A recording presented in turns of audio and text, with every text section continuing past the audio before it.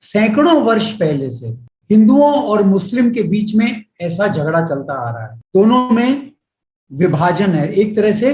1857 के संग्राम के बाद ब्रिटिश चाहते थे कि सारी पॉपुलेशन को कैसे डिवाइड किया जाए, कि भारत की जनता को हिंदू और मुस्लिम में भी डिवाइड करना बहुत जरूरी है। उसके लिए उन्होंने जब जनगणना करी 1870-71 के बीच में, तो उन्होंने जातिवाद जनगणना के साथ साथ रिलीजन वाइज भी जनगणना करी।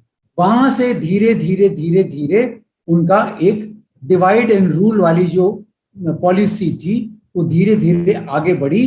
35 वर्ष बाद 1905 में उन्होंने पहला बंगाल का विभाजन किया। हिंदू और मुस्लिम देख के मुस्लिम बाहुल्य एरिया को अलग किया, हिंदू बाहुल्य एरिया को अलग किया। इत्तेफाक की बात कि सारी जनता ने विद्रोह कर दिया और विद्रोह की वजह से 1909 में इस विभाजन को खारिज करना पड़ा और पूरा बंगाल जो है वो एक हो गया। हम लोग हमेशा ये समझते हैं कि भारत के विभाजन में जिन्ना का बहुत बड़ा हाथ। सच्चाई ये है कि भारत के विभाजन में अंग्रेजों का ही सबसे बड़ा हाथ था, परंतु उन्होंने ऐसा खेल खेला कि कांग्रेस और जिन्ना दोनों ही उस खेल के मोहरे बन गए और भारत का विभाजन हो गया। जिन्ना शुरू से चाहते थे कि हिंदू मुस्लिम यूनिटी होनी चाहिए, वो कांग्रेस के मेंबर भी थे।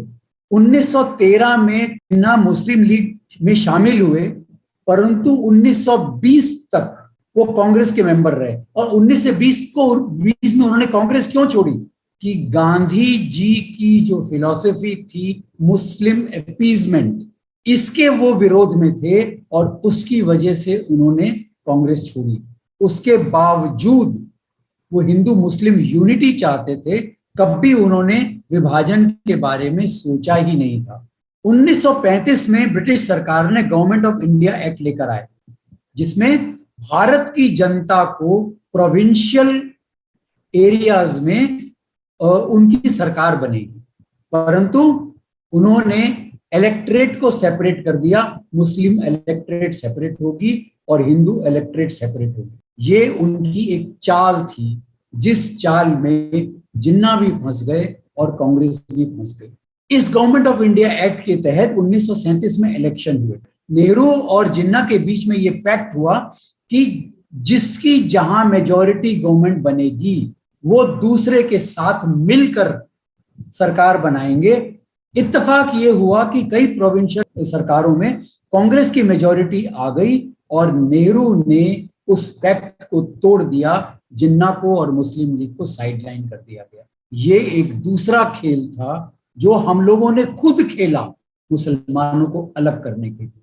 जिन्ना को नेचुरली बहुत बुरा लगा था। वहां से जिन्ना के मन में एक ऐसी बात आई कि हिंदुओं के साथ हम नहीं रह सकते हैं, हिंदुओं को हम विश्वास में नहीं ले सकते हैं और हमको कुछ ना कुछ अलग होने का उपाय करना पड़ेगा। उस समय अलगाव की बात केवल इतनी थी उसके मन में, 2 nation with in 1 United nation. 1939 में जब दूसरा विश्व युद्ध चालू हुआ और ब्रिटिश सरकार ने अनाउंस कर दिया कि भारत भी उस विश्व युद्ध का हिस्सा बनेगा, नेहरू ने उसके प्रोटेस्ट में सारी प्रोविंशियल गवर्नमेंट्स में कांग्रेस ने रिजाइन कर दिया।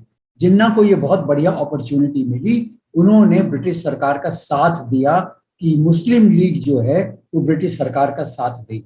ब्रिटिश सरकार के साथ देने की वजह से चर्चिल ने जिन्ना के साथ एक इनफॉर्मल एग्रीमेंट किया कि जब ये युद्ध खत्म हो जाएगा और भारत को आजादी मिलेगी, उस समय हम आपको पाकिस्तान देंगे।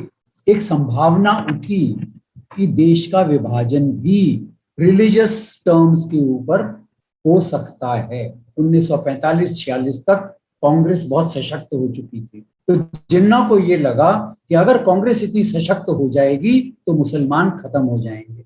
1946 में उन्होंने डायरेक्ट एक्शन डे अनाउंस किया। सबको मालूम है डायरेक्ट एक्शन डे क्या है, जिसमें मुसलमानों ने हिंदुओं का सरेआम खुले आम कलकत्ते की तरफ और भारत में कई जगह कत्ले आम किया। इसका मतलब केवल इतना था कि मुसलमानों की स्ट्रेंथ जो है वो कांग्रेस को समझ में आनी चाहिए अगर वो स्ट्रेंथ समझ में आएगी तो कांग्रेस और मुसलमान जो है वो इक्वल टर्म्स के ऊपर बात करने की संभावना रख सकेंगे।